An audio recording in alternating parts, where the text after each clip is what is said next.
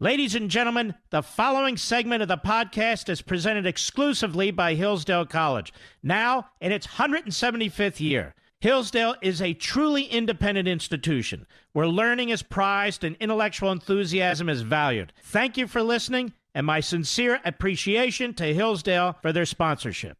He's here. He's here. Now, broadcasting from the underground command post, deep in the bowels of a hidden bunker, somewhere under the brick and steel of a nondescript building, we've once again made contact with our leader, Mark Levin.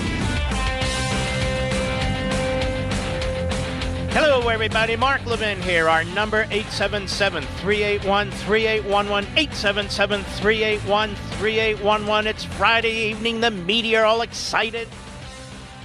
They're telling us what Lieutenant Colonel Vindman had to say, the vast majority of which is hearsay. They're telling us what the former ambassador to Ukraine had to say, she an Obama holdover who knew nothing and has some answering of her own to do, may have lied under oath, may have. And yet none of it really is relevant. It is to the Democrats because that's all they have.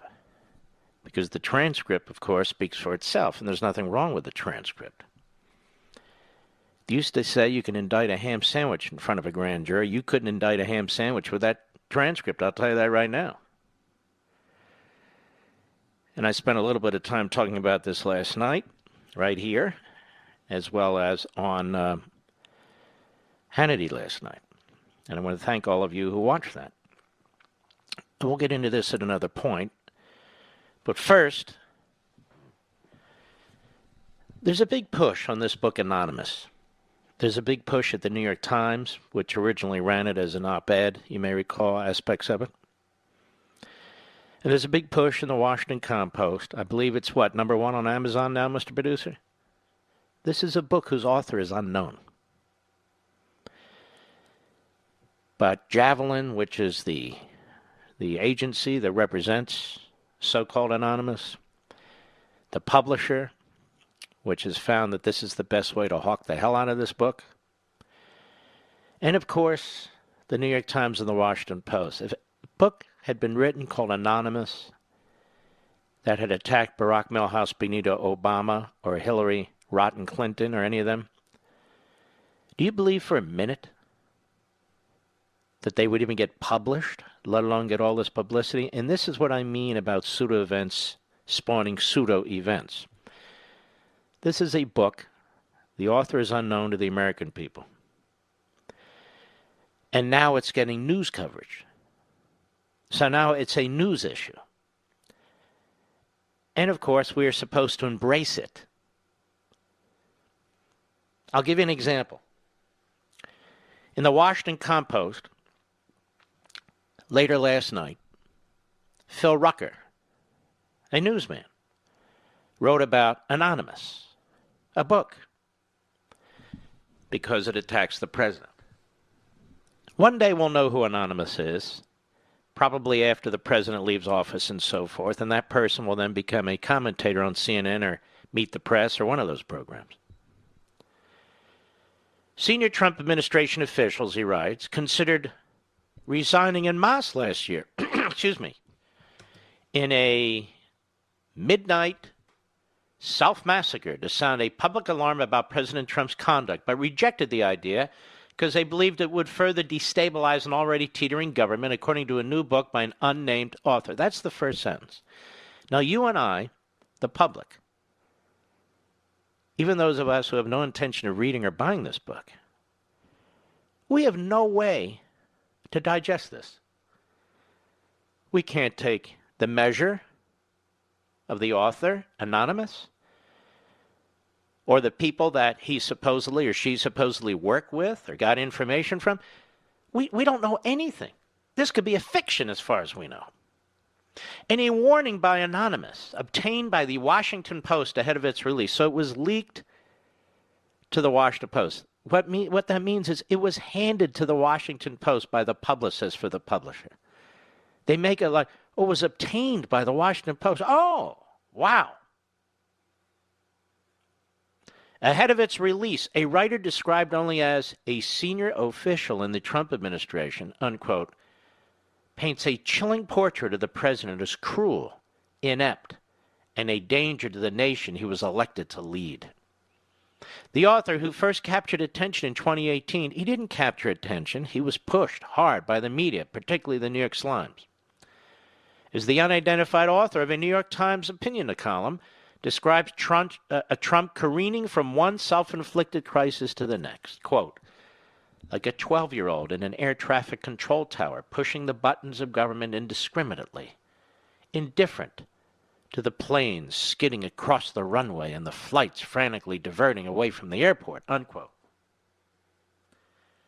The book is an unsparing character study of Trump, from his morality to his intellectual depth, which the author writes is based on his or her observations and experiences. The author claims many other current and former administration officials share his or her views. Shouldn't the proper writing of this now be, Mr. Producer, not his or her views, but its views? Because we're all eunuchs now, aren't we?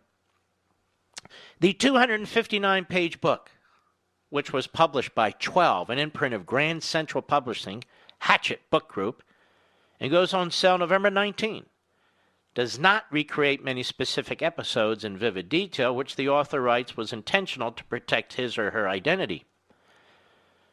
At a moment when a stream of political appointees and career public servants have testified before Congress about Trump's conduct as part of the House impeachment inquiry, the book's author defends his or her decision to remain anonymous. Quote, I've decided to publish this anonymously because this debate is not about me, the author writes.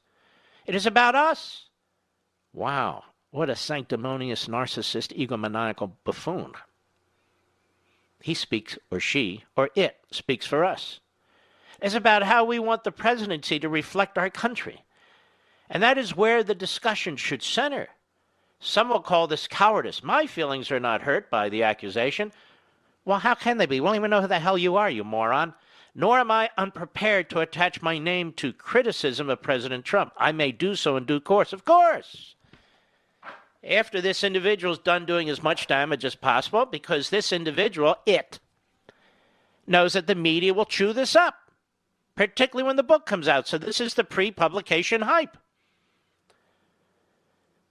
The White House press secretary, see, now it's a news matter. Oh, the White House press secretary has to answer to Anonymous. Who has to answer to nobody? Stephanie Grisham derided the book as a work of fiction and its anonymous author as a coward. The coward who wrote the book didn't put their name on it because it is nothing but lies, she wrote in an email. Real authors reach out to their subjects to get things fact-checked. But this person is hiding and making the very basic part of being a real writer impossible. Reporters who choose to write about this farce should have the journalistic integrity to cover the book as what it is, a work of fiction. Now, earlier this week, the Justice Department warned Hachette and author's agent, Matt Latimer and Keith Urban of Javelin, that the anonymous official may be violating a non-disclosure agreement. Javelin responded by accusing the administration of seeking to unmask the author. Wow, can you imagine that? So, as I recall, it was the Obama administration that was unmasking everybody. Let me tell the boys over there at Javelin, the White House and the administration has every right to try and unmask the author. Because that author is trying to destroy a president and a presidency. And that author may be violating federal law. They have every right to try and figure out who it is. And then the article goes on about the op-ed piece that was written. It goes on about how Pence was kind of leaning in favor of the 25th Amendment. Pence says it's BS. So now it's a news item. Anonymous. Isn't that amazing? I wonder how that happened. Because there is no more integrity in journalism. That's how it happened. Then over at the New York Slimes, which started the whole thing, under book review they call it. How many book reviews have they done in my book reviews, Mr. Producer? I don't think any. Yeah, if they would, you're right, they would spike it. But Unfreedom of the Press. Wouldn't you think a book called Unfreedom of the Press would be worthy of the press? The New York Slimes, the Washington Compost, at least writing a review? And not even write it anonymously. It goes on. Here's Jennifer Saleh, if that is her name. Another fascinating writer for the New York Slimes, the Holocaust-denying New York Slimes, but journalists are very proud of their association with this. Trust me, it's a tired cliche, she writes, a throwaway line. But when you first encounter it in A Warning, the new book by Anonymous, who is identified here only as a senior Trump administration official, it lands with a startling thud, and revealing details have been explicitly and deliberately withheld to protect this person's identity. Who is this me that we are supposed to trust? It's a question that the anonymous author, who wrote an op-ed for the New York Times last year about resisting the president's more misguided impulses, might have anticipated, given how much of the book is devoted to the necessity of character and to quoting dead presidents by name, not to mention this individual's own conspicuous failures of judgment thus far. You don't even have to take it from me. You can take it from Anonymous. Now, attempts by the adults in the room to impose some discipline on frenzied or non-existent decision-making process in the White House were just a wet Band-Aid that wouldn't hold together a gaping wound, Anonymous writes. The members of the steady state, the term deep state clearly stings. Now, this is from the book. Have done everything they can to no avail. Anonymous is passing the baton to voters and their elected representatives, only how the baton is flaming stick of dynamite. And it goes on. So a book written by Anonymous, who's said to be a senior official in or formerly in the Trump administration orbit, being pushed heavily by the media, quoted heavily by the media, by news elements in the media, as fact, pushed by their agency, Javelin, and their publisher, Hatchet, will sell a zillion books. And you will have no idea who the author is until the author decides to reveal him or herself, and unless somebody associated with this scheme reveals him or herself. And the fact that this book is being published in the middle of the phony impeachment scandal that's been unleashed by the Democrats in the House of Representatives is not coincidence. Nothing's coincidence in Washington, D.C. I'll be right back. Mark Levin.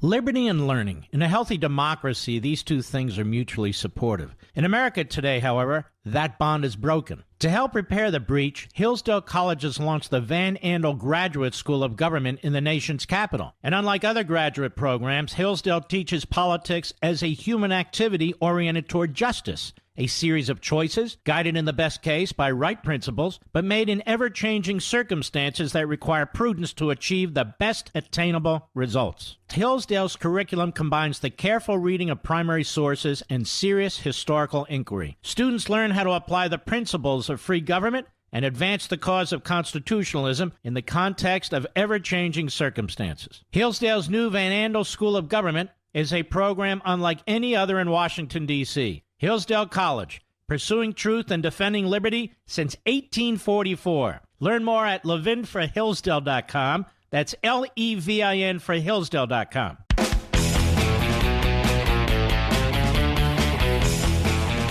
Remember that Washington Post piece I just read to you that said, Washington Post acquired a copy? Well, how did the New York Times get it? By the way, NBC News wrote a piece on it. Mediaite, Dan Abrams, ABC analyst, legal analyst, his site. They got a copy too. Isn't that amazing? How it's being pushed out to all the left-wing kook media, all the Trump-hating media, and turned into a news story. Isn't that amazing? Maybe I should write a book called Anonymous, Mr. Producer. I'll write it about Obama and Hillary. You never know. Folks, whatever happened to the Senate Intelligence Committee report on Russia? Whatever happened to the Senate Intelligence Committee report on Russia? Was it lost in the mail? Did the dog eat their homework? We're 3 years into this. Where is the chairman of the Senate Intelligence Committee, the putative Republican, Richard Burr? Don't we have a Republican majority on this committee? I'll tell you what's happened to it, thanks to our friends. Paul Sperry. Paul Sperry tweets out that Democrat Senator Mark Warner, who is the most bizarre buffoon you can imagine, Vice Chairman of the Senate Intelligence Committee, Democrat Virginia, imagine that, is holding up release of the findings of the panel's investigation. It had been due for release in September, actually before that. And Sperry is told it fully exonerates the president and his advisors. And they won't release the report. See, this is how fascistic regimes work. They have outlets like Mediaite, NBC News, New York Times, Washington Post that do their bidding. Fascistic regimes work, where they try to remove a duly elected president under a pretext that he's violated the Constitution when in fact it is they who are shredding it daily. This is how fascistic regimes work. When you do not apply basic traditional standards to an impeachment process that you've applied in recent history to Richard Nixon and Bill Clinton. I love these columnists who write, the Sixth Amendment doesn't apply here, the Fourth Amendment doesn't apply here, the Bill of Rights. We know that. That's not the point. These are guide stars. These are markers that have been used in the past. These amendments to the Constitution weren't written out of whole cloth. And particularly when it comes to the protection of individual liberty. That's what the Bill of Rights is all about, beginning to end. And early on, they weren't even called the Bill of Rights. And these are basic precepts of what is supposed to be Western civilization that were embraced by our founders. And then they went back on the Constitution and added them because of objections from the states during the ratification of the Constitution process. So we know all about them.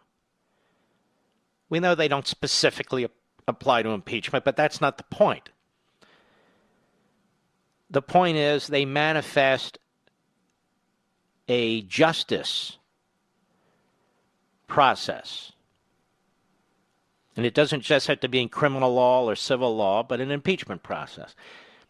And I just am so frustrated with these lawyers who know really nothing about the history of impeachment and are so lazy intellectually they don't really investigate it, who just keep saying it's a political process. The House can do whatever it wants.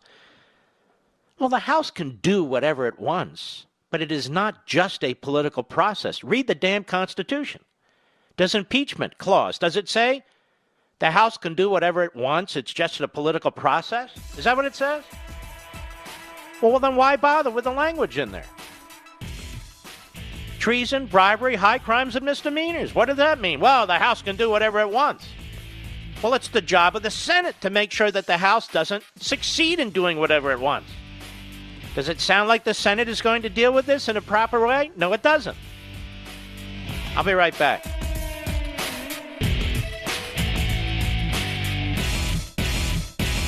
Since its founding in 1844, Hillsdale College has provided students with sound learning of the kind essential to preserving our civil and religious liberty. Now, I want to tell you about Imprimis, the free monthly speech digest of Hillsdale College. Imprimis is dedicated to educating citizens and promoting civil and religious liberty by covering important cultural, economic, political, and educational issues. First published in 1972, Imprimis is one of America's most widely read publications in support of liberty, with more subscribers, 3.9 million, than the Wall Street Journal and the New York Times. And recent Imprimis publications have addressed issues like free speech, the regulation of big tech, mental illness, and the American medical insurance system. And because America's founding principles are so important, Hillsdale offers Imprimis absolutely free of charge to anyone who requests it. That's right, you can subscribe to Imprimis for free. Here's what I want you to do. I want you to visit imprimis.hillsdale.edu for your free subscription. That's Imprimis, IMPRIMIS.hillsdale.edu. Welcome to Hillsdale.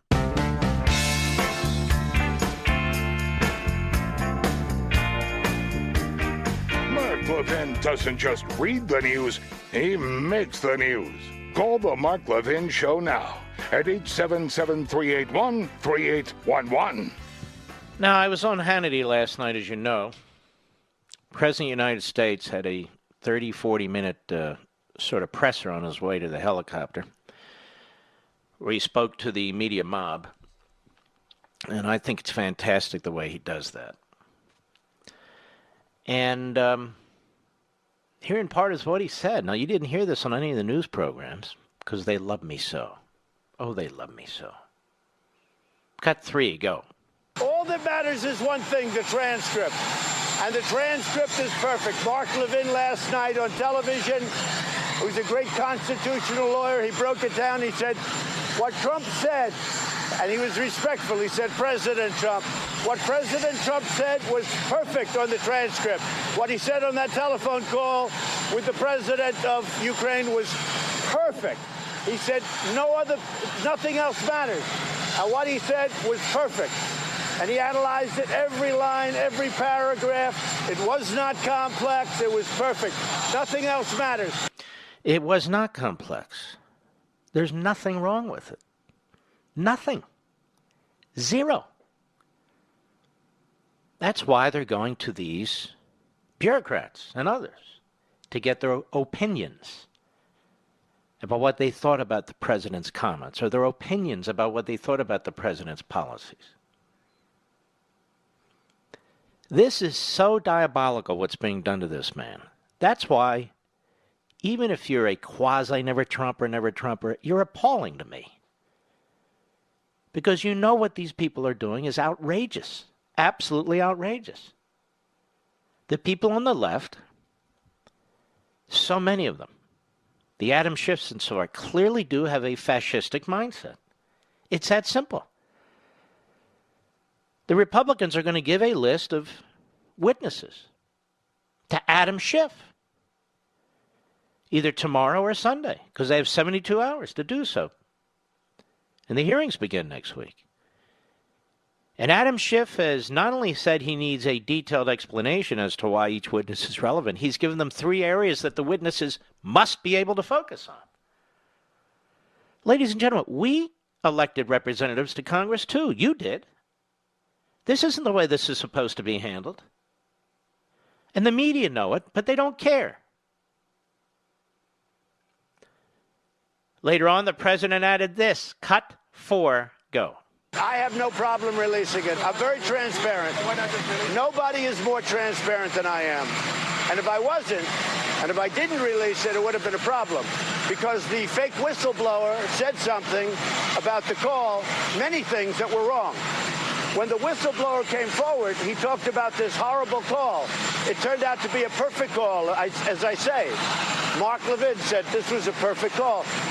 So they lied. They lied. The whole thing is a scam.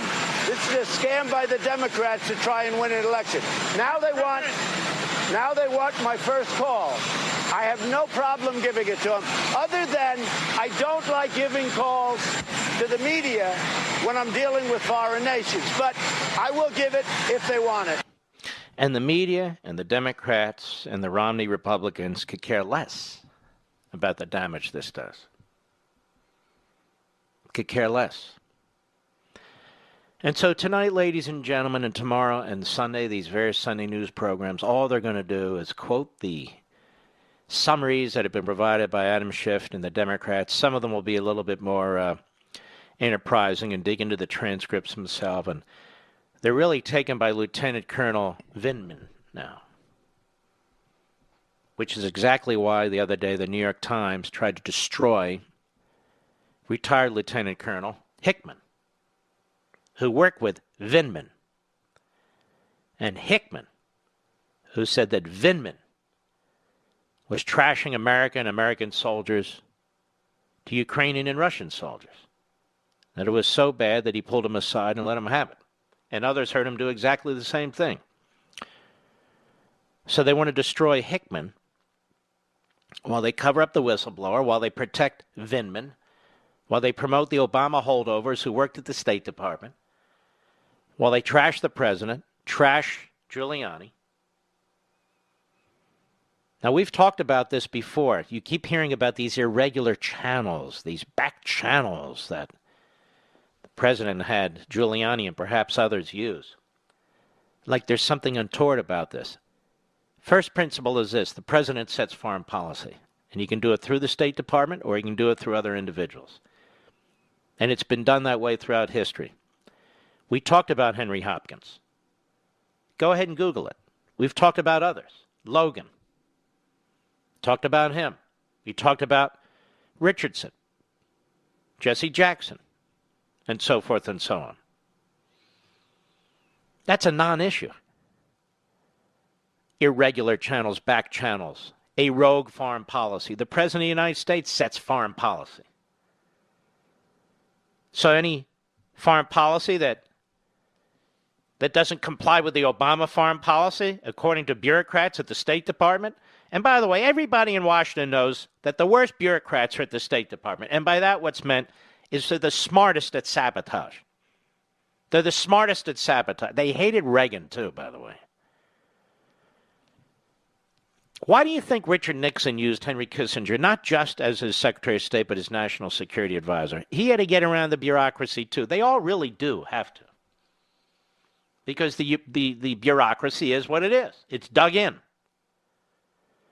But a president's free to do that. President's free to have, quote-unquote, irregular channels when it comes to agricultural or energy or education or any of the other departments, too. Because the president is elected. The others are not. So there are no irregular channels where the president's involved. The president, in that phone call, and that's what matters, the phone call, the president did not tie military aid to Ukraine assisting us in the 2016 election that's being undertaken by the Attorney General and the U.S. Attorney from Connecticut and done with the public knowledge. That's not a secret. The president did not tie military aid or any aid to Ukraine to looking into the Bidens. And nobody can say he did. Unless they begin to dissemble. Like, the transcript wasn't exactly the way it should be. There were a few words left out, a few sentences left out. The transcript wasn't written by the president, wasn't written by his campaign manager. President doesn't even know who writes these transcripts. They're written by careerists, for the most part, and others who listen in on the phone calls, monitor it, take notes, and then come up with a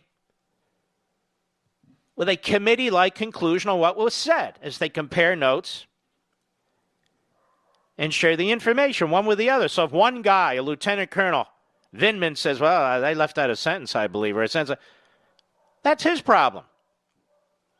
Now, we know he's hostile to Trump. Just like these so-called whistleblowers. We know who the whistleblower is. I've told you who the whistleblower is. And thank you, Paul Sperry and others, for laying the foundation. I've told you who it is. I've told you all about them.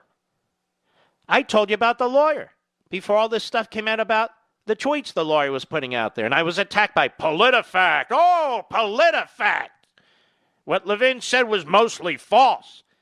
Everything Levin said was accurate. They still, by the way, have no retraction, no correction, no apology, nothing. That's PolitiFact. Meanwhile, did you read in the New York Times, Mr. Producer? Have they dug into the background of the whistleblower and they revealed all this information to the American people so the American people knows who's behind all this? With the whistleblower and his friends from the NSC and Obama who were hired by Schiff and the conversations between them and Schiff?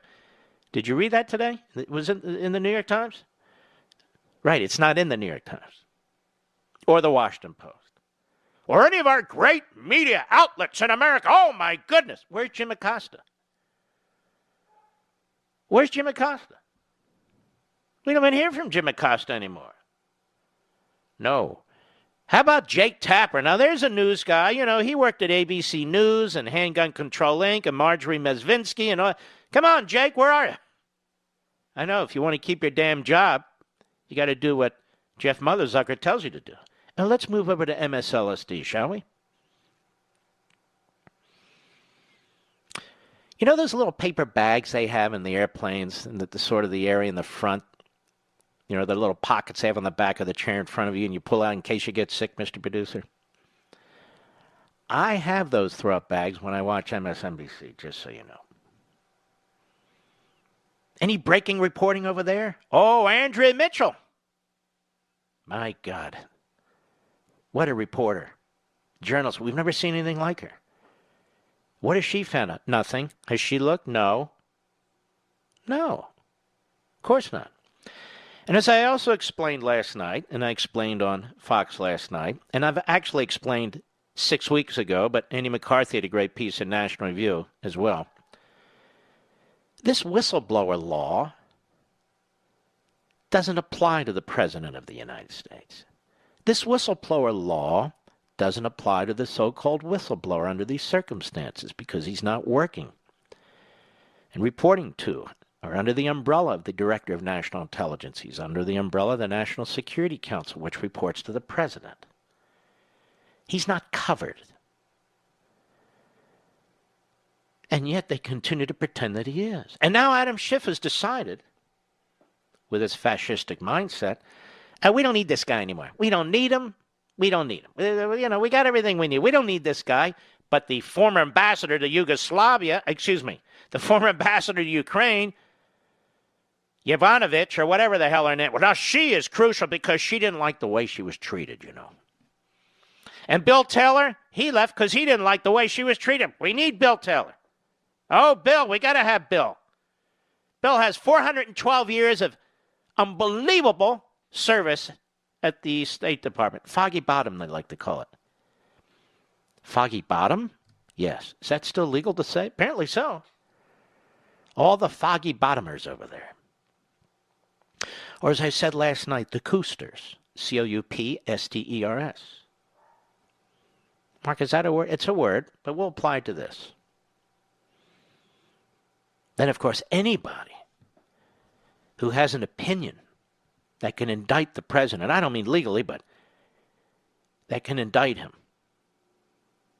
an opinion, or sat in a meeting and disagrees with everybody else, my God, that's a blockbuster. That's breaking news. Oh, my God. That's BS. It's BS. I'll be right back. Mark Levin.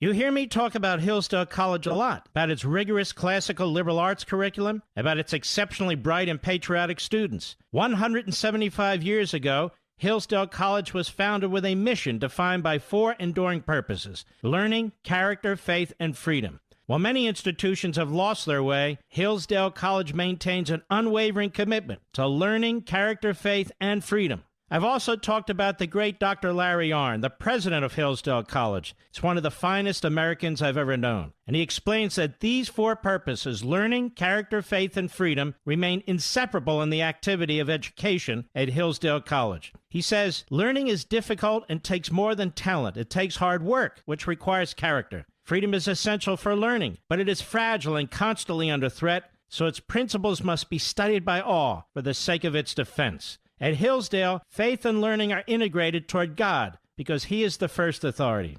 Folks, if you've ever wondered why I love Hillsdale College, now you know. Visit hillsdale.edu. That's hillsdale.edu for more information. Hillsdale College, pursuing truth and defending liberty since 1844. Remember, that's hillsdale.edu, hillsdale.edu.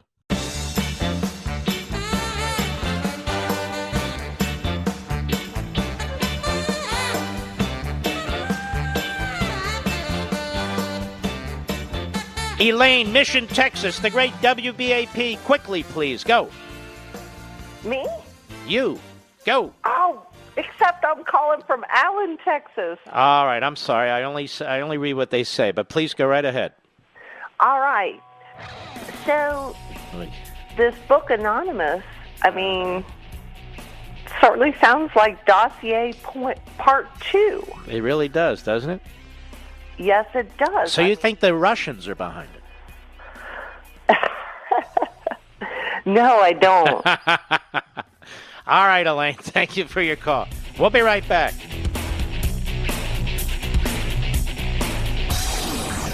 From the Westwood One Podcast Network. He's here. He's here.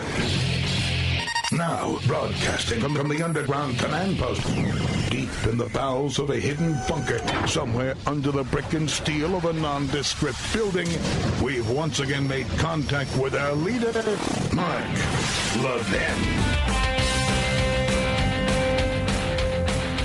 Hello, America. I'm Mark Levin. Our number, 877-381-3811. 877-381-3811. Yovanovitch. Have you ever heard of Yovanovitch? It rhymes with Yvonne Snitch, I would say.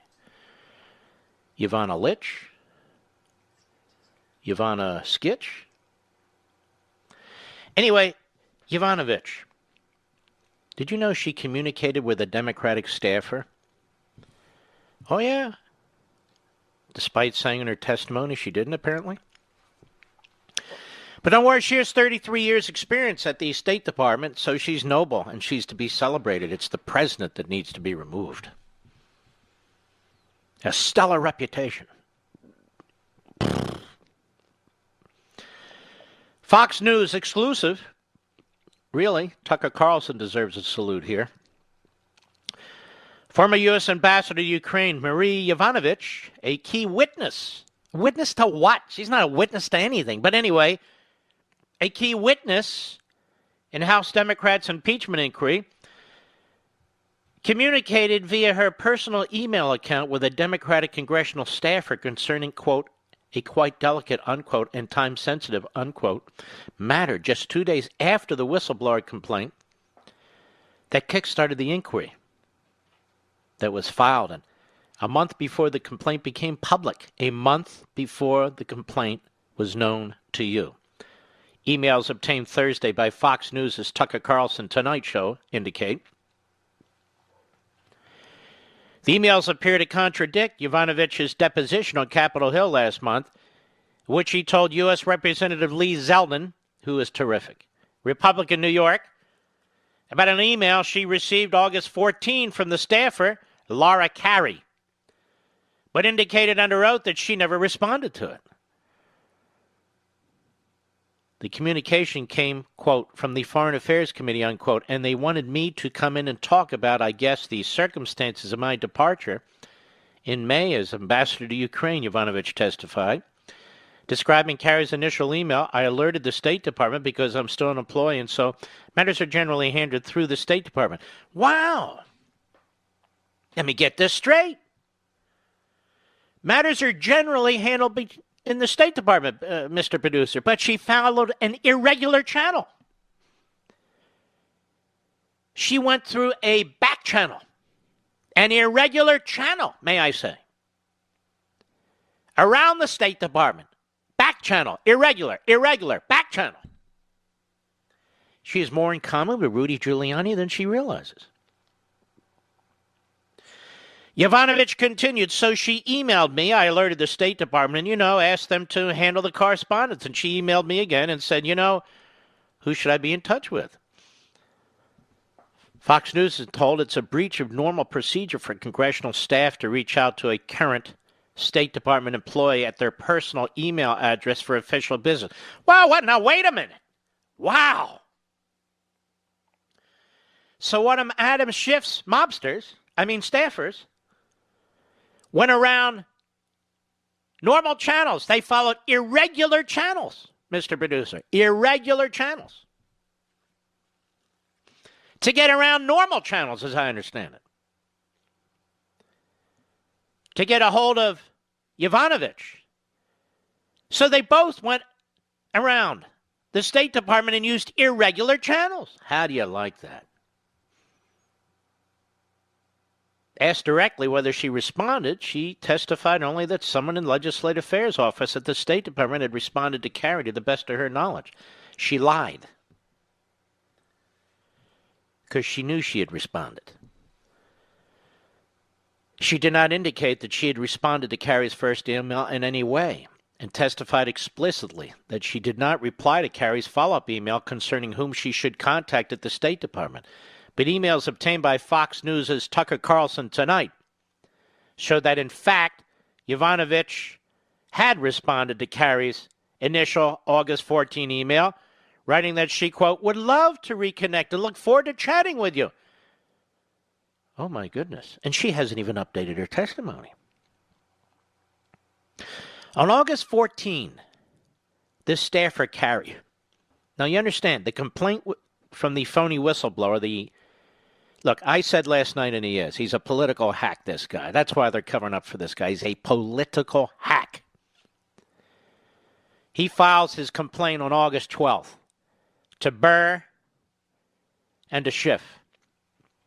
2 days later, Schiff staffer reaches out to Yovanovitch with pleasantries about the last time the two had crossed paths, when I was detailed to the Senate Foreign Relations Committee, before noting that Kerry had resigned from the State Department to join the House Foreign Affairs Committee staff performing oversight work. See how sleazy this town is, Washington? I'm writing to see if you would have time to meet up for a chat. In particular, I'm hoping to discuss some Ukraine-related oversight questions we are exploring. See, this was a setup from day one. Schiff and his committee. Working with the phony whistleblower, working with the phony whistleblower's lawyers. This was all hatched in Schiff's committee. That's why they are making it virtually impossible for the Republicans to pursue this and get to the bottom of it. Because the Mad Hatter himself, Schiff, the guy who hatched it, is the guy who gets to decide who the witnesses will be and the focus of the questions to the witnesses. Good little Stalinist, the little bastard. Congressman. Now, this Schiff staffer Kerry continued to Yovanovitch, who, by the way, has 33 years of stellar experience at the State Department. Could you let me know if you have any time this week or next to connect? Happy to come to a place of your choosing, or if easier, to speak by phone at either of the numbers below. I'm also around this weekend if meeting up over coffee works. Now listen to this. So the Hill staffer went around the State Department repeatedly, used an irregular channel, and the ambassador, the Obama holdover, Yovanovitch, the former ambassador, went around the State Department, used an irregular channel to communicate on her private email, their private emails back and forth. And look, we're prepared to meet with you on a Saturday. Oh, this must be very, very important. Oh, yes, you see, ladies and gentlemen. The goal is to take down the President of the United States. We'll meet on Saturday, Sunday, whenever. We'll meet on Arbor's Day, whatever works. On August 15th, the next day, Yovanovitch responded, thanks for reaching out and congratulations on your new job. I'd love to reconnect and look forward to chatting with you. I've let Bureau of European and Eurasia Affairs know that you're interested in talking, and they will be in touch with you shortly. On August 19, Kerry wrote, great, thanks for the response, and I look forward to hearing from them. As mentioned, it would be ideal to connect this week, assuming this week is doable for your schedule. Now, why? Because they wanted to begin the impeachment process. Now, Congressman Zeldin, who is a combat veteran, he told Fox News yesterday it was greatly concerning that Yovanovitch may have testified incorrectly, that she did not personally respond to Kerry's email. Incorrectly? That's a nice way to put it. Very, very gentlemanly. Quote, I would highly suspect that this Democratic staffer's work was connected in some way to the whistleblower's effort, which has evolved into this impeachment charade, Zeldin said, and he's right, no question. He said, we do know that the whistleblower was in contact with House Intelligence Committee Chairman Adam Schiff's team before the whistleblower had even hired an attorney or filed a whistleblower complaint, even though Schiff had lied to the public, originally claiming that there was no contact. What a bunch of rats. Just a den of thieves. Additionally, says Zeldin, while the contents of the email from this staffer to the ambassador clearly state what the conversation would be regarding, Yovanovitch, when I asked her specifically what the staffer was looking to speak about, did not provide these details. No. But she's a fantastic veteran civil servant of the State Department who Obama chose to serve in Ukraine, and she was forced out. It was terrible what they did to her. Now, Zeldin added, I specifically asked her whether the Democrat staffer was responded to by Yovanovitch or the State Department. It's greatly concerning that Ambassador Yovanovitch didn't answer my question as honestly as she should have, especially while under oath. Ooh. Doesn't that mean perjury, Mr. Producer? A Democratic House Foreign Affairs Committee spokesperson, however, characterized the outreach as innocuous. Oh, of course, it's innocuous. Everything the president does is impeachable. Everything they do, it's innocuous. Well, you lied to the American people. Well, I lied. But what's a lie, after all? A lie is in the eyes of the beholder. It's in the ears of the listener. This staff outreach was part of months-long efforts that culminated in the September 9 launch of an investigation into these events, writes the propagandist for the committee. Congress has a constitutional duty to conduct a... Shut up, you little twerp. Don't lecture us about the Constitution when you're sleazing around, you and your colleagues and that creep boss of yours, Adam Schiff. Don't lecture us about rules and process in the Constitution. You got caught red-handed, and I mean red. I'll be right back. Mark Levin.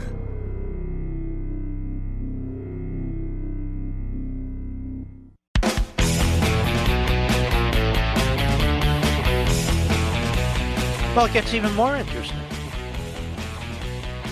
How did the alleged Ukraine call whistleblower end up in the Mueller report? What you say?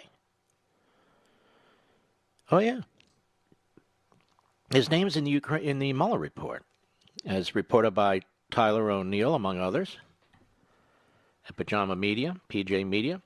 Eric Ciamarella, the CIA analyst identified as the likely whistleblower behind the Democrats' partisan impeachment inquiry, was cited in Special Counsel Robert Mueller's report on non-existent collusion between Donald Trump and Russia. In fact, the Mueller report cites Ciamarella his May 2017 email summaries of a meeting between Trump and Russia officials, summaries that happened to be leaked to a New York Times reporter. And citing Ciamarella's emails, the report quotes the Times story. In other words, Mueller puts the emails together with the leak to the New York Times, and it goes on. Isn't that interesting, Mr. Producer? That would be a wonderful question for the partisan leftist Democrat, Obama holdover, the whistleblower, who's not even covered by the whistleblower statute. None of this is covered by the whistleblower statute, as you can imagine, just based on common sense, but as a matter of law, it's not. That doesn't stop Richard Burr. It doesn't stop Charles Grassley. It doesn't stop some of the other morons in the Senate to keep saying it does. They don't even read the laws that they pass, that they talk about. They don't even know what the hell they're talking about, but that's okay, isn't it? See, the question is whether or not this guy was leaking these other calls related to Russia, Australia, Mexico, and so forth. I'm not saying he did. I am talking about what's in the Mueller report, and we all know the Mueller report is the Bible. Oh. Did you know there were 6 books in the Torah, Mr. Producer? Not just 5. There were 6. The Mueller report was the 6th. And the Mueller report mentions Eric, what's-his-face, Ciamarella, the CIA analyst, the courageous, noble individual who came forward anonymously. Oh, that word anonymous is all over the place. If you're going to take down a president, you got to be anonymous. And he's in the Mueller report. And he sat on these phone calls, you see. And he wrote some emails. And the Mueller report kind of links them up to a New York Times story. There's lots of really cool questions that can be asked, Mr. Whistleblower. But Adam Schiff won't allow them, you see. See, folks, if we had a working press rather than a propaganda machine, none of this would be going on. None of it. These politicians would be too scared to do what they're doing. But you've seen CNN. You don't watch it on a regular basis, but you've seen CNN and MSNBC. You've seen NBC, ABC, CBS. You've seen the four Yentas on The View. You've seen this idiot Chuck Todd. You've seen the mouthpiece, George Stephanopoulos. I don't even know what's on Deface the Nation anymore. Who gives a damn? You've seen all these people. And you say, we're real journalists here, not like, the primetime lineup at Fox there, where they just give their, their opinions over there. Over here, we're news operations, newsrooms. Okay, well, what's the name of the whistleblower? Well, we've decided in order to protect the whistle... He's not protected. There's no anonymity. I defy any reporter to show me how I'm wrong. You can even bring in one of these slip-and-fall whistleblower lawyers. Everybody knows I'm right who knows anything about this. And yet our journalists, ladies and gentlemen, they'll happily print the Pentagon Papers or, sure, all kinds of stuff. But when it comes to the whistleblower, we can't publish that individual's name. Why? Well, you must be part of the Trump cabal, trying to force the revelation of the identity of this individual. We can't do that. No, we're not going to allow you to force us to. We're the media here, ladies and gentlemen. Our media that didn't give a damn that the testimony was taken in secret in the House skiff. Our media that doesn't give a damn if the president's counsel is not available for cross-examination to better get at the truth. Our media that knows right now that is a kangaroo court process that they're going to have televised next week, where the Republicans have almost no rights whatsoever. Our media is fine with that. Just get Trump. Get him, get him, get him. Oh. Who knew? Now, the whistleblower, such as he is, you'll recall, the whistleblower also met with Adam Schiff's staff. Why? Why would he meet with Adam Schiff's staff? Why did he meet with all the staff over there in the House Intelligence Committee? Now, the Mueller report went on to quote from a New York Times article published on May 19, 2017. That article cited an American official, quote-unquote, who leaked to reporters a document summarizing the meeting between the president and the Russians. Who would that be? Gee willikers. I dare not say. I think the gentleman needs to be under oath and testify under penalty of perjury, don't you? Yes, I do. I mean, this is in the Mueller report. It's a big deal. Has this been reported on TV, Mr. Perdue? I haven't seen it on TV, have you? No. But don't worry, folks, they read the Mueller report, word for word, just like they're reading these transcripts word for word. No. Don't think they're spoon-fed stuff from the Democrats on the committee with their special headlines. Do yourselves a favor this Sunday. Do not watch the Sunday news shows. They're dying anyway. Do watch 8 p.m. Eastern Time, 5 p.m. Pacific Time, Life, Liberty, and Levin. We're moving up. Not out. We're moving up.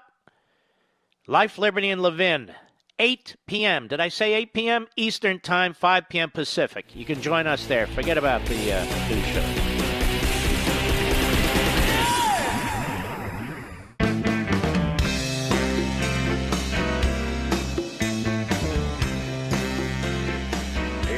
Want to talk to Mark? We have two numbers for you to call.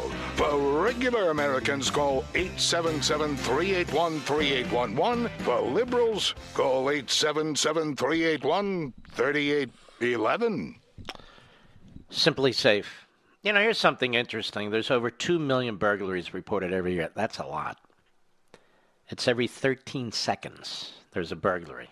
What's crazy is that only 1 in 5 homes have home security. And I think one of the main reasons is that these alarm companies, these security companies, make it very difficult and very expensive.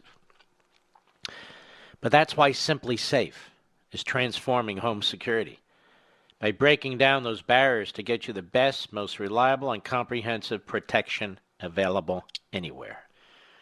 Simply Safe predicts and protects every door, window, and room with 24/7 professional monitoring. Their police dispatch is up to 3.5 times faster because they use video verification. And Simply Safe has no contracts or hidden fees. This system is designed to blend right into your home. No wires, no drilling. It's easy to order, easy to set up, usually in under an hour. Plus, prices are always fair and honest. Around-the-clock monitoring is just $15 a month. Visit simplysafemark.com to get free shipping and a 60-day risk-free trial. You've got nothing to lose. Go now and be sure you go to simplysafemark.com so they know that I sent you. Simplysafemark.com, simplysafemark.com. I love the way they trash Trump 24/7. Brutally, viciously, network after network. And then they take polls on his popularity. Notice that, Mr. Producer? He's Hitler. Hey, do you support the president or not? Now, this happened a few days ago, but I never had an opportunity to comment on it. There's this senator from Louisiana, John Kennedy is his name. I think this guy's terrific. He is terrific. He's got sort of a Mark Twain type personality about him, which is unusual for these days. Usually everybody sounds the same in Capitol Hill and in politics. But he's very, very thoughtful, very funny. And that way he's very convincing in many respects. So let's hear what he had to say about Nancy Pelosi. Most of you heard this, but I didn't get to comment on it. Go ahead, Mr. Producer. And you know what our Democratic friends have done for him? Speaker Nancy Pelosi is trying to impeach him.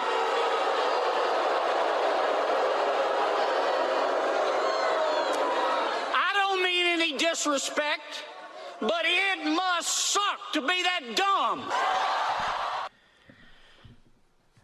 Now, President of the United States has been called mentally ill. He's been called mentally unhinged. He's been called a racist, an anti-Semite. He's been called Stalin, who murdered 50 to 60 million people. He's been called Adolf Hitler. We know what he did. Maybe they don't at the New York Times, but the rest of us know. He's been called Mussolini. He's been called a dictator, a neo-Nazi, a white supremacist, a white nationalist. You can't think of a horrific phrase he's not been called. And so Senator John Kennedy makes that statement about how dumb she is, Nancy Pelosi, which is actually factual. Doesn't really matter. And he takes a boatload of crap.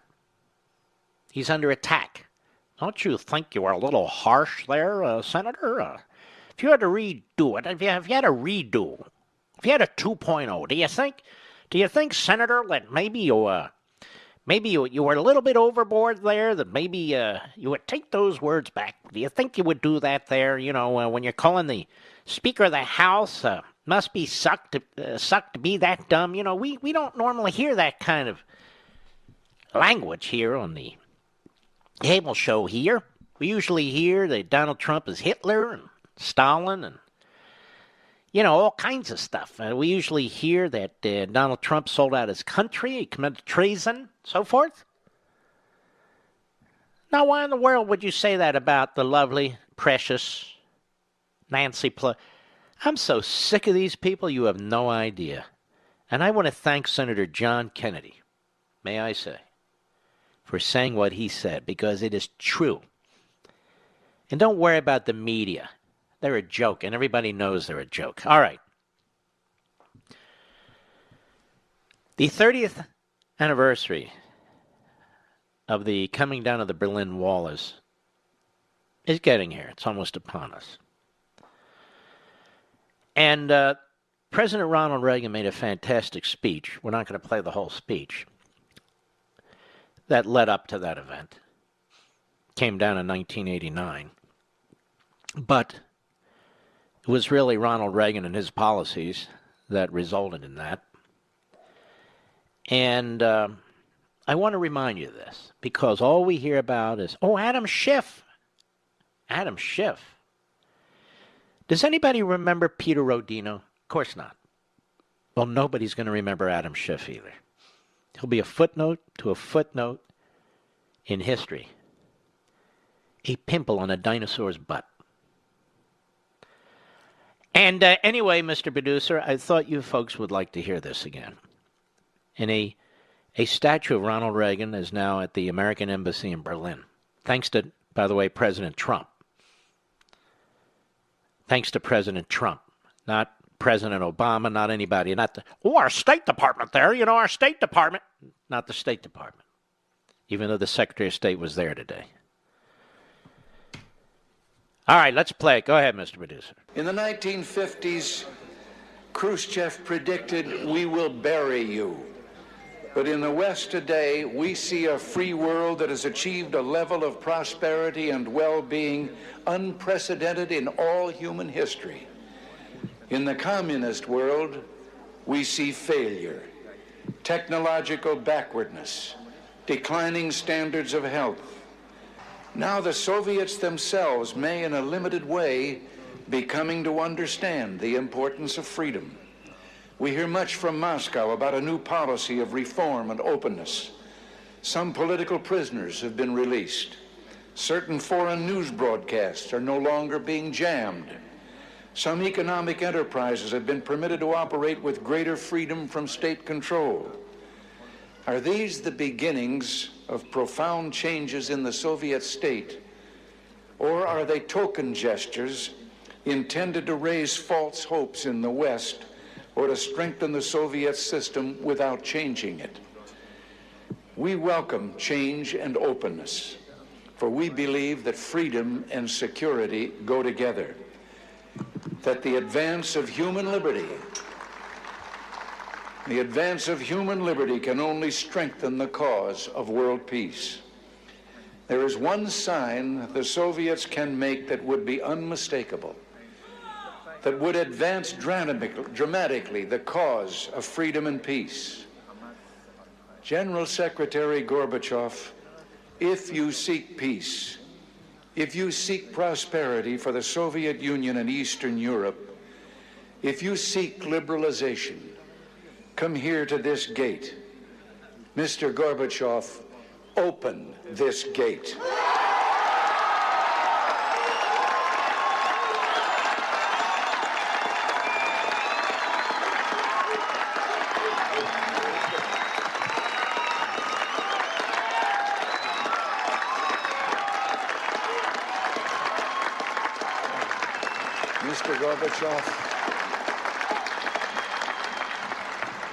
Mr. Gorbachev, tear down this wall.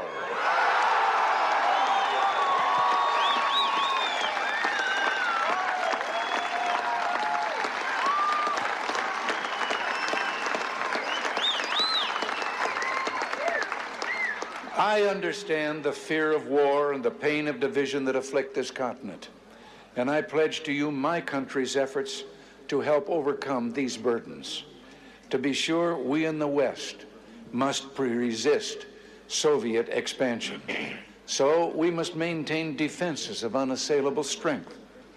Yet we seek peace, so we must strive to reduce arms on both sides. He's a great president. A couple weeks ago, when my former boss and mentor, the Attorney General of the United States under Ronald Reagan, Ed Meese, was given the Medal of Freedom, which is a tremendous honor, and was a truly gracious of the President of the United States to confer that upon Attorney General Meese.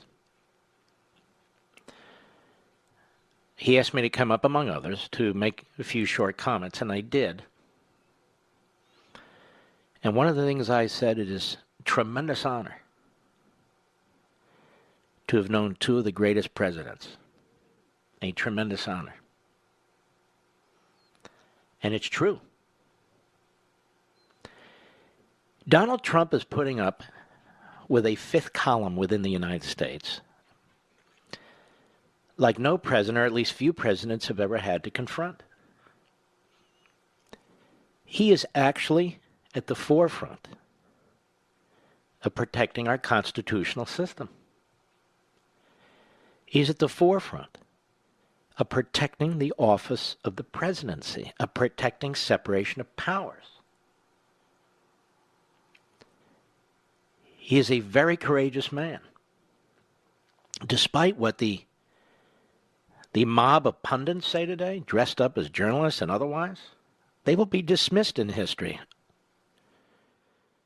or they will be denounced in history, as they cheer on every outrageous effort to take this man down, to criminalize, and now to use the impeachment process to try and remove him from office, or at least to hamper his ability or burden his ability to govern. And this is how I see him. I see Donald Trump as a freedom fighter within his own country. I see Donald Trump as the great defender of our constitutional system within his own country, fighting off the hard left and truly, I don't even know how to describe some of these Republicans. It's so repulsive to me. Mindless, vicious Republicans like Romney, among others. Donald Trump has done more to uphold the law than any court in this country. We have judges in this country, speckled throughout this country,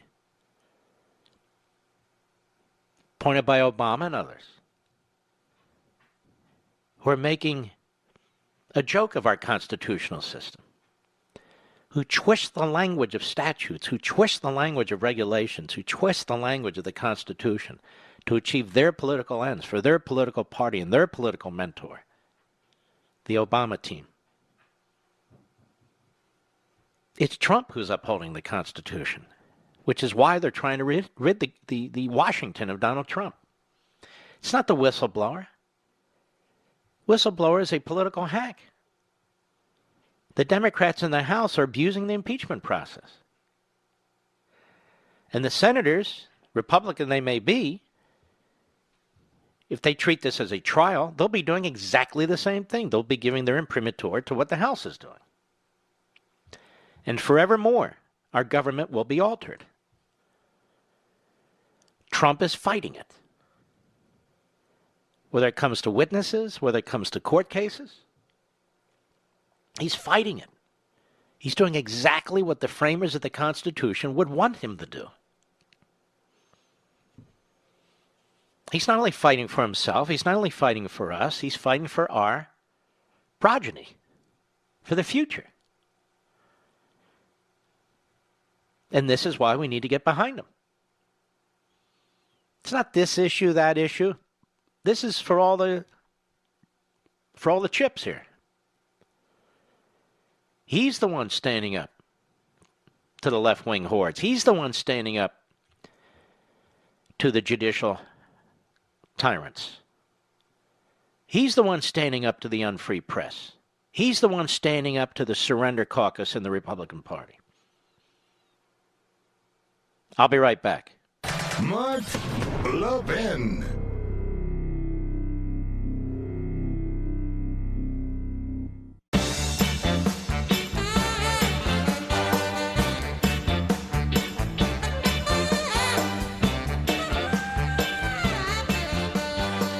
Mr. Producer, I don't mean to be rude. Is Wiener Nation still with us? I'm just curious. Is he still around? I mean, is he still with us? I'm quite serious. Nobody ever hears from him anymore. I hope he is, you know. He's got a lot to offer. But is he on terrestrial radio anymore? I don't believe he is he? I don't believe he's on many if he is. What happened to him? I think he's older than Bernie Sanders, isn't he, Mr. Producer? I'm not sure. He's up there, yeah. And that's not a problem. Look, I'm not ageist, as they say. If you got substance, you got talent, you succeed, you know. Did he take over the 1 to 4 in the morning slot? Or what? Honestly, I don't know where he is. But then again, I'm not looking. You know, on the campaign trail, President Trump promised to renegotiate NAFTA to better deliver for American workers, businesses, and consumers, and he kept that promise. The U.S.-Mexico-Canada Trade Agreement, USMCA, negotiated by the Trump administration, will replace NAFTA. When NAFTA was signed 26 years ago, no one could have predicted the explosion of innovation and cutting-edge advancements in medicine, agriculture, and technology. That's why the deal needed updating. President Trump's new trade agreement puts in place strong protections for American innovators and their intellectual property, responsible for the medical innovations too many take for granted. But Nancy Pelosi and the Democrats want to rewrite the deal and strip out its intellectual property rights. Those are property rights. But without strong protection of U.S. intellectual property rights, foreign freeloaders will continue to take advantage of our innovation. And the investments needed to create new treatments for chronic and deadly diseases will be gone. Protecting intellectual property protects American jobs, people who are working to create a better health future for the rest of us, and it protects the incentive to innovate and take risks. I guess Nancy Pelosi doesn't understand that, since she's been on Easy Street with that big dopey husband of hers. Paul Pelosi. Double P. He's a financial investor out there in San Francisco. I bet you didn't know that. Oh, Paul, yeah. He's something else. Big dummy. Republicans should stand firm and make sure this free trade deal keeps America's interests at the forefront. Get the facts. Go to truehealthcarefacts.com, truehealthcarefacts.com. That's truehealthcarefacts.com. Yeah, I don't know whatever happened to Wiener Nation. I don't know. Who knows? Who cares, really? Let's see here. Caroline, Providence, Rhode Island. Quickly, please. Go.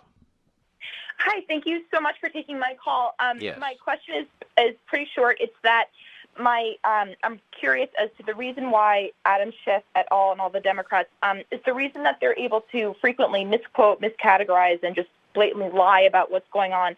Is the speech and debate clause of the Constitution, is that what shields them? Is that You're correct. You're correct. Now, if he comes out of there and makes outrageous statements that are actionable, he's not protected.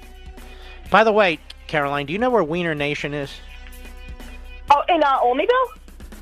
Where is it? I'm sorry, you're talking about in Olneyville in Rhode Island? In Rhode Island? It may be in Rhode Island. I don't know. I'll be right back. From the Westwood One Podcast Network. He's here. He's here.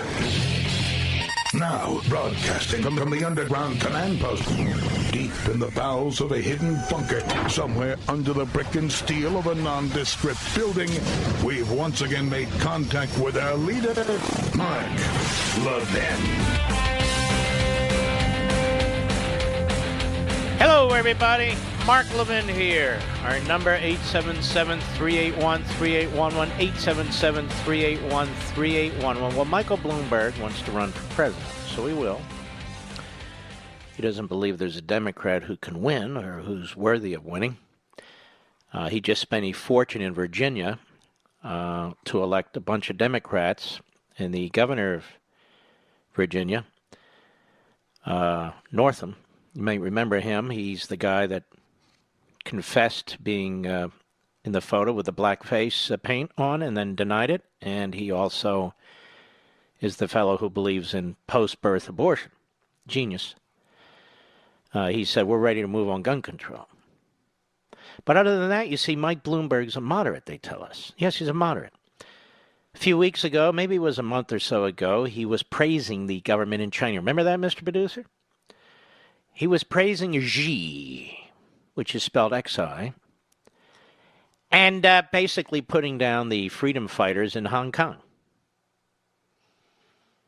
What kind of president would that be? You think he'd be looking out for this country and our national security? You think he'd be pushing the Chinese the way our president is so they stop stealing our technology? No.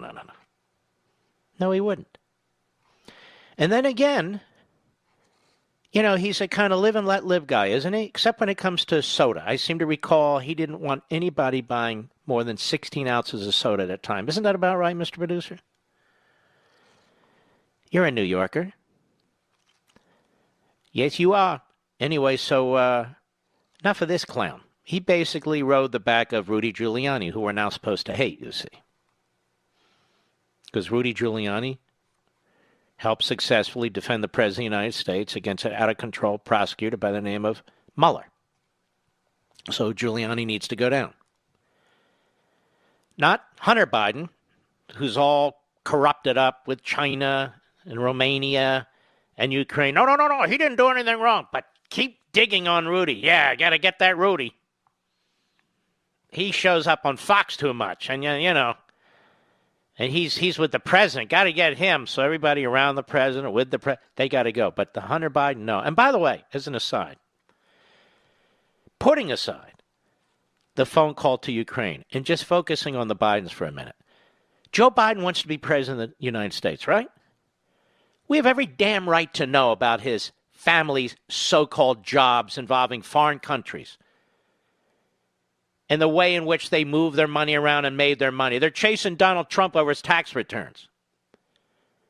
Got every nitwit federal and state judge trying to help out the Democrats. Meanwhile, you're not allowed to know anything about Joe Biden, Hunter Biden, the Biden brother, all the other people, all the other barnacles hanging on Joe Biden. Not allowed to know. How dare you question Hunter Biden? You have any evidence? You don't have any evidence, do you?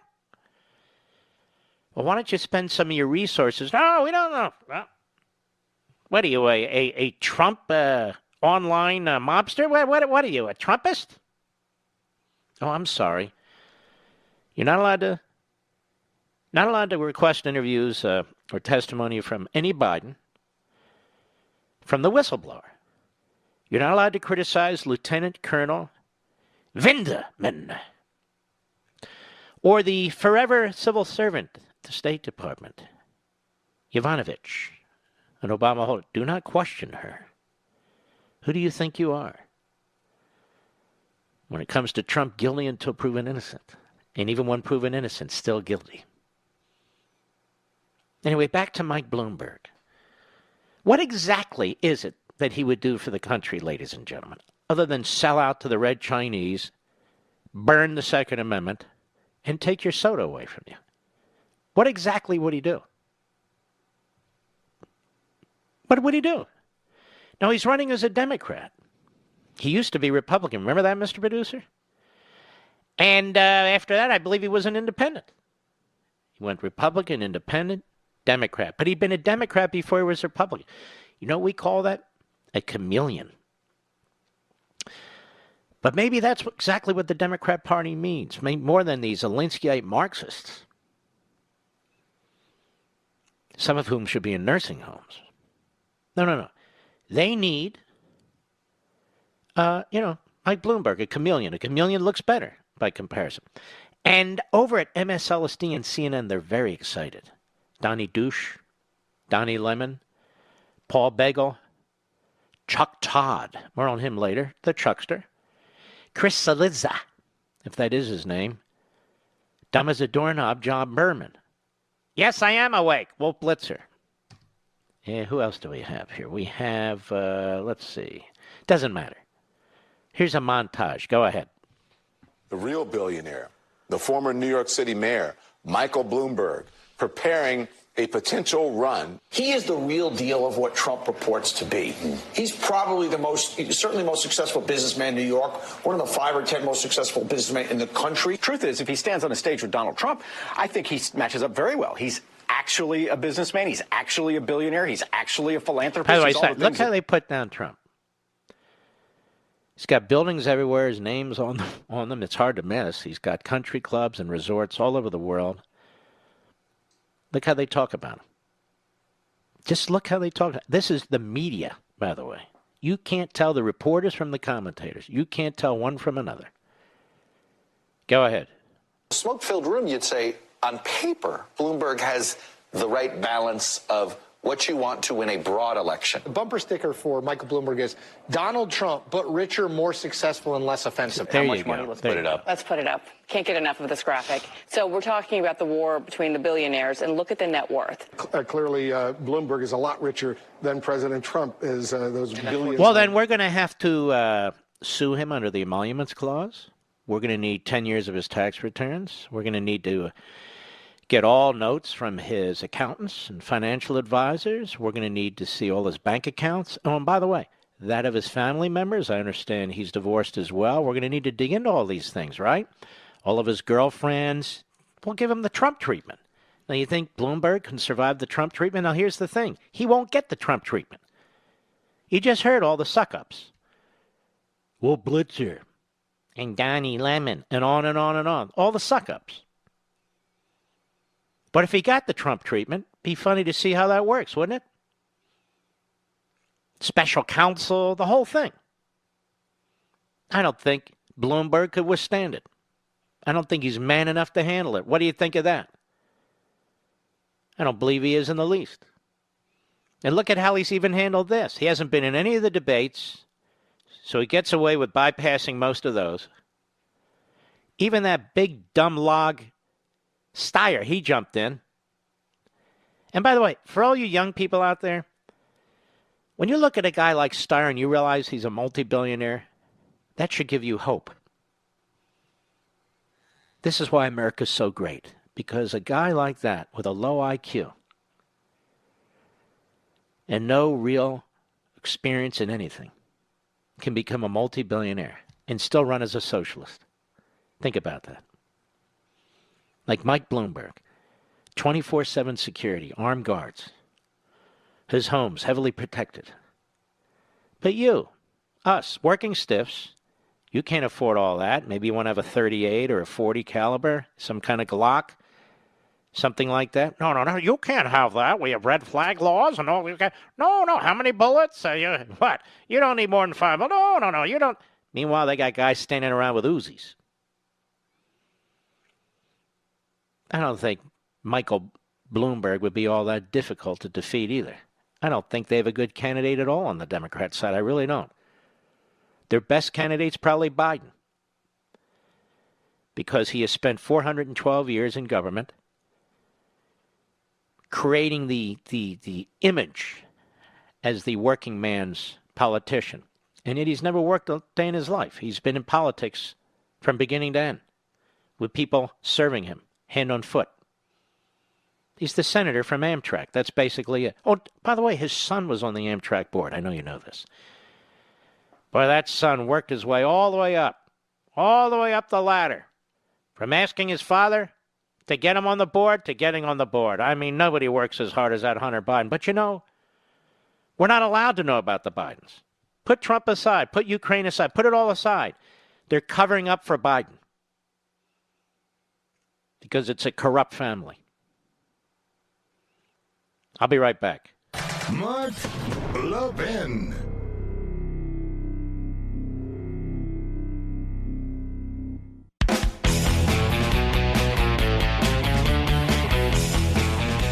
Folks, some of you who listen all the time, you're probably a little worn out from this, but people come and go in radio and TV, so it's important from time to time to mention it. Please remember, this Sunday we will be on at 8 p.m. Eastern Time, 5 p.m. Pacific for Life, Liberty, and Levin. We're going to have a full 1 hour with Don Jr. It's not like all the other interviews he's been doing this week, short interviews or people interrupting and yelling at him and so forth and so on. You're going to learn a lot about him and the Trump family and his father and so on. It's a fascinating sit-down. And that's why I do Life, Liberty, and Levin the way that I do it for a full hour. It's not purely about his book. I don't like doing interviews that are purely about books, so I don't. But we will raise the book and get into some of the things that he raises that I find of particular interest. So before I sit down and do Life, Liberty, and Levin, I do a lot of research on the guest. I take a look at what they've written and what they've said and what might interest them and what might interest you more than anything else. Just like I do this radio show. Just like I do Levin TV, just like I write books. I work at it. I work at it. That word might be wrong. I mean, I work hard at it, but I love it. But I love it. I'll probably retire. How old am I? 62? These people running for president when they're 77 and 78 and 76. I mean, it's absurd. I'm just being honest with you. Job is way too difficult. It's way too onerous. And there'll be a time at which I retire and leave it to the next generation to step in. My wife doesn't believe it, but I tell her no. That day will come. Maybe I'll write a book here and there, have a podcast on, but I'm not. This schedule can't continue. But it will for now. It's enforced compliance season. If you owe the IRS, you need to take action because the IRS can garnish your paycheck, seize your bank account, and put a lien on your home. And that's just for starters. Don't wait until it's too late. Call Optima Tax Relief while you still have options. They are the best, and they have been a sponsor for years, and that's why. And they've resolved over $1 billion in tax debt for folks like you. Optima steps between you and the IRS, fighting on your behalf to help stop the demand letters and aggressive collection actions so you can get back to your life. Now, they're really gearing up now because you're working towards the end of the tax year, the end of the calendar year. So this is where they believe they can really get at you. So you got to be thinking about this and even more, act on it. And no one is more skilled at solving tough IRS problems than Optima Tax Relief. Call right now and ask about the Fresh Start Initiative, one of the biggest breaks the IRS has ever offered. If you qualify, you can save thousands of dollars. You deserve a fresh start, and Optima Tax Relief will help you get it. They have experts, professionals, lawyers, accountants, former IRS officials. They are ready to jump in on your behalf. And as they say, come between you and the IRS. Here's their number. If you want a free consultation, did I say free? Yes, I did. 800-499-6300, 800-499-6300, 800-499-6300. They're there right now. Some restrictions apply, and if you want to take a look at their website for further details, be my guest. That's OptimaTaxRelief.com, OptimaTaxRelief.com. Great guest in about 5 minutes. Great guest. Jimmy! Brooklyn, New York, the great WABC. Go. Great show, Mark. You know, I hope you don't retire.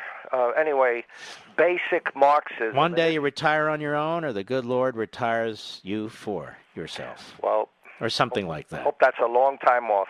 Thank you. Basic Marxism. I know you know this, but the audience has to know it, and U.S. intelligence has to know it. In basic Marxism, let's say you start with, this is what they write and believe, you start with slavery, conditions get a little better, you get to feudalism, then you get to capitalism. Today there was probably 3 stages of capitalism. After full modernization, full development under capitalism, then you go on to socialism, then you go on to communism. Russia, China, all of those countries never went through full capitalist development. So when they started embracing capitalism, most Americans thought they're going free market and democratic. But no, they were going back to basic Marxism. They skipped the stage of development. This is something that I hear people on TV, what's China's goals? It's world communist government. So you have the world communist government, internationalism, they call it. Then there's another one that overlaps it called globalism. So you have one force that looks capitalistic, but they believe in global connections and global government. And then you have what looks supposedly a counterforce, the world communist movement, which is internationalism. Internationalism and globalism are basically the same thing. And the communists that defend it say globalism and the World Trade Organization and these things are good because they build global interconnectedness. So they're fighting on a whole different level. Communists don't win because they have a better product than we do. They win because they have better tactics and strategy, and they play dirty. Antonio Gramsci, for instance, this is the big one over the last several decades. I want to read you very quick 2 sentences from what the communists write promoting Gramsci. The ideological erosion of the bourgeois order at every level, economic, political, cultural, social, would precede the full initiation of direct frontal assault on the state. So they write about it. They talk about changing mass thought patterns. They write about changing mass moods and mass trends. The Soviets write, and I have all of this stuff, the Soviets write about changing the psychological makeup of Muslims. And those Muslims then put out fatwas on those who oppose the Soviet Union. So this thing about changing mass moods and mass thought trends, this is worldwide because it's a worldwide communist movement carrying this out. In the past, I talked about the Soviet. Do you agree with me that the radical progressivism is an offshoot? It is sort of the bastard child of this movement. It is definitely part of that movement. It's definitely part, just like I talked about the Soviet hand in the Muslim glove.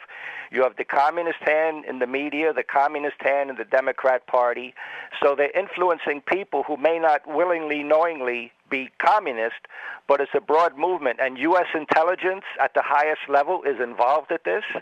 At the same time, we're under attack from the world communist movement, Russia, China, radical Islam, the drug cartels, the KGB mafia, and all of that. Instead of U.S. intelligence fighting to combat that, they seem to be in cahoots with that broader movement in toppling our president. All right, Jimmy, but let me just say this because I have to go. Of course, toppling our president would serve their purposes, wouldn't it? Exactly. All right, Jimmy, got to go. Not time for one more. I apologize. Gave you 5 minutes, brother. We have a special guest. You're going to have to come back to find out. We'll be right back.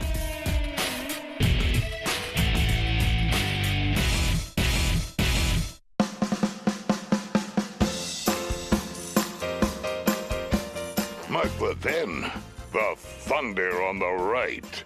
Call in now, 877-381-3811. You know, one of the great conservatives of our era here is Jim DeMint. Jim DeMint, former senator, former congressman, successful businessman, but more than all of that, one of the great conservative activists and thinkers, and it's a pleasure to have him with me. Jim, how are you, sir?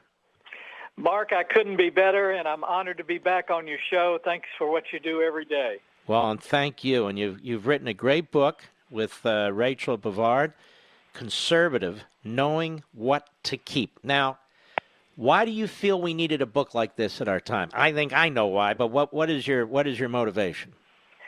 Well, most of the country calls themselves conservatives, but we don't really know what it means, Mark.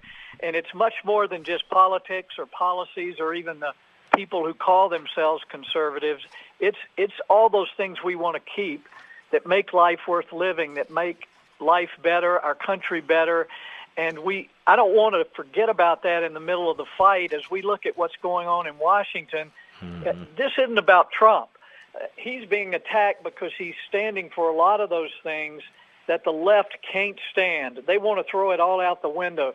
But if we're going to build an American movement, what we call a conservative movement, we've got to know what we're fighting for. People even attack the word conservative and the phrase conservative movement these days who used to claim to be conservative. How do you figure that out? Well, I know we're called hateful, bigoted, every bad word you can attach to it. But all of us are conservative at heart, Mark, because we want to keep those things that matter to us. And what we need to do is apply that to our lives, our communities, but also to politics.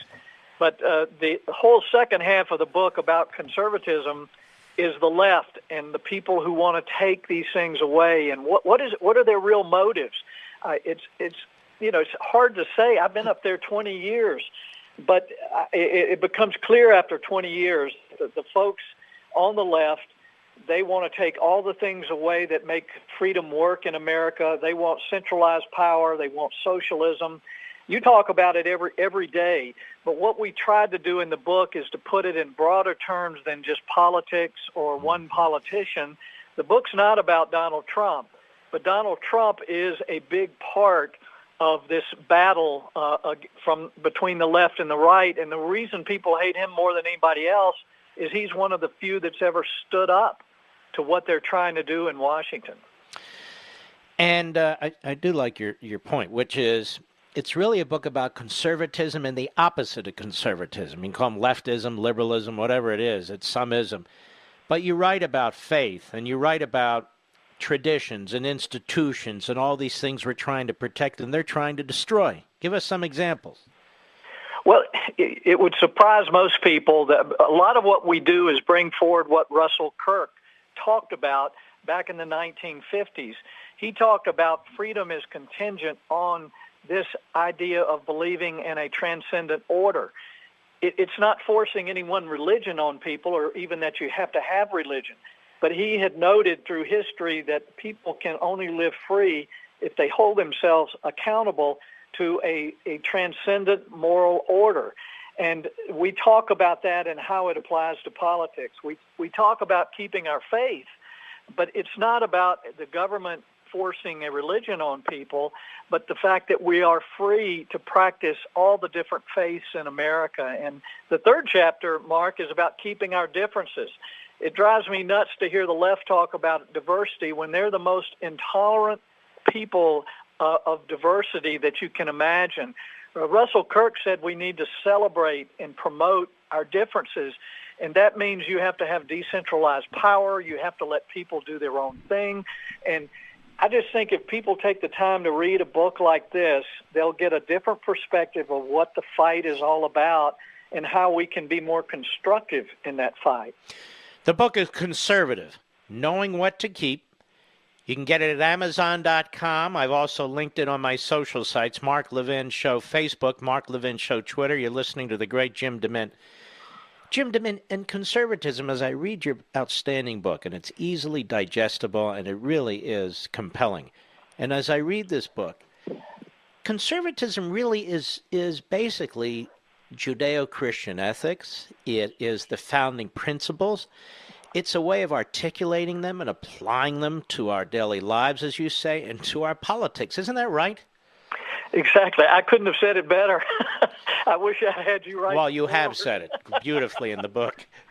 No, it's not that complicated, and the way you just expressed it, it's much broader than the political fray we look at every day. Now, the politics are an important fight, but if all we see is politics in the news every day, we're going to miss everything that it is that we're fighting for. And so I want people that we're trying to work with around the country who call themselves conservatives, which I generally define as common sense, is let's get on the same page of what we're fighting for. But also the whole second half of the book, like you said, it's about the people who are trying to destroy this and what their real motives are. We've got to understand what this fight is about and who the enemy is if we expect to win. Mm-hmm. Now, and that's the thing. I mean, you and towards the back of the book, you even lay out how to address a number of these things, don't you? Yeah, we go over all the policy failures of the left. I mean, socialism has been on stage for hundreds of years, and all of the failures are pretty evident and well documented. But we talk about the kind of conceptual policy ideas that we need to take to the public sphere if we're going to keep those things that make our lives better. And that is a real emphasis of the book, Mark. We want to make life better for people. And when I was in business, we call this best practices or continuous quality improvement. And conservatism is just identifying those things that work well and building on them to create a better future. It's not that complicated, but we very seldom talk about what it is we're trying to do as conservatives, what we're trying to conserve, and why we're trying to conserve these things. And what's infuriating, Jim DeMint, is the opposite ideology or opposite ideologies are taught in our schools. People are indoctrinated into these things. And when it comes to our principles, our faith, our belief system, our values, and so forth, we have to remind ourselves what that means, what that is, and that's what you're trying to do with this book. You have to go over and around the culture in many respects. Well, these ideas should be taught in the first and second grade, certainly all the way through, higher education in America. But that's part of the battle lines. And so this is really just a part of the big picture. You talk about it. I mean, your books are the most well-researched and written that I've seen. I think what we're doing is complementing some of that with just a broad picture of the big ideas that make life worth living. And Rachel Bovard and I are just trying to bring forward what the father of conservatism, Russell Kirk, did 60, 70 years ago, and try to make it more readable for young people and millennials. But I think we have a real chance of winning here. We've got some people now, particularly one in the White House, who's willing to fight for things.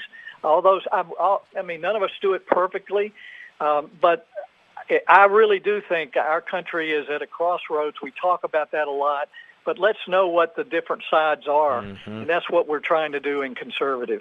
Well, a couple of things. Conscience of a Conservative, Barry Goldwater's book, which sold an enormous number of books. It was written in plain English. It was very well understood. That's the kind of writing style I see here. And I think it's very, very important for the public to understand how digestible this is and how important it is. That's number one. Number two, you were an early backer of Donald Trump's. What did you see so early on? Well, just someone who would fight. Mark, a lot of folks came with the right philosophy to Washington. I saw so many people just fade into the woodwork. It takes some courage, and Trump is just unorthodox enough to be willing to kick down some doors. And this is really mud wrestling. I wish we could say that nice works in Washington, but it doesn't. And so we're at war, and we needed a warrior. And I'm surprised at how well Donald Trump has held up. He's been attacked 24 hours a day now. That's unbelievable. For 3 years, and we need to get the guys back. I'm proud of him. I don't think he came to Washington as a philosophical conservative, right, but he knows what works. He's common sense, and he's not afraid. And for me, Mark, it's just, if you are not afraid and don't need to be liked, you're going to be much more valuable than somebody who knows all the Hayek and Kirk principles, because most people are really not willing to put everything on the line to save our country. And you see that, don't you, Jim, in Congress? You have people who've run as conservatives, and all of a sudden they're trashing the president, they're thrown in with the media, and you go, what the hell is this? Yeah, it's, I've just seen you so saw many it close and personal. Yeah, I spent years helping to elect people through Senate Conservatives Fund. That's why we started the Conservative Partnership, is to try to support people on the inside, so that, as Milton Friedman said, we've got to create an environment where even the wrong people will do the right thing. Well, right now, we've got an environment where the right people do the wrong thing just because they're afraid. We just had a couple of people elected in special elections, and to hear what they were being told about they're not going to be invited on all the Codels and foreign trips and the cocktail parties if they join the Freedom Caucus. We've got to make being a part of the Freedom Caucus the exclusive club in Washington, and that's what we're trying to do, working with Jim Jordan and Mark Meadows and Andy Biggs. But at the bottom of this, if you step back to it, and again, why we wrote the book, why you write books, is to help people see that the stakes are much bigger than one election. It's bigger than one politician. It's everything that makes our lives meaningful.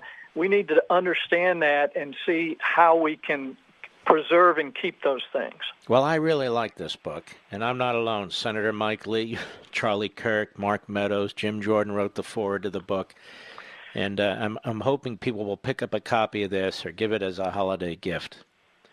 Well, thank you, Mark. I appreciate the opportunity to talk about it. All the proceeds go to the Conservative Partnership Institute to support conservatives on the Hill, and you do that every day, and I'm grateful. And we're grateful for you, Jim. And God bless you. Thank you for writing this excellent book. Take care of yourself. This is the modern-day primer right here. Conservative, Knowing What to Keep. And it really is a book about conservatism and the opposite of conservatism. It really is. And at the end of the book, a number of wonderful ideas. They point out so many of the failures of the left. But it's not just a book that talks about talk. It's a book that gives you substance. It's entertaining. It's, again, in plain English. And, you maybe have a college kid among you that's kind of moving in the wrong direction, or you're sending a kid off to college at some point. You want to make sure they understand these things. You're not going to get a book like this in high school or college. So this is a good starter book as far as I'm concerned, by Jim DeMint and Rachel Bavard. The book is Conservative, Knowing What to Keep. And you can get it on Amazon.com as I speak, or go to Mark Levin Show Facebook, Mark Levin Show Twitter, and it's there. What am I doing now, Mr. Producer? We'll be right back. Mark Levin.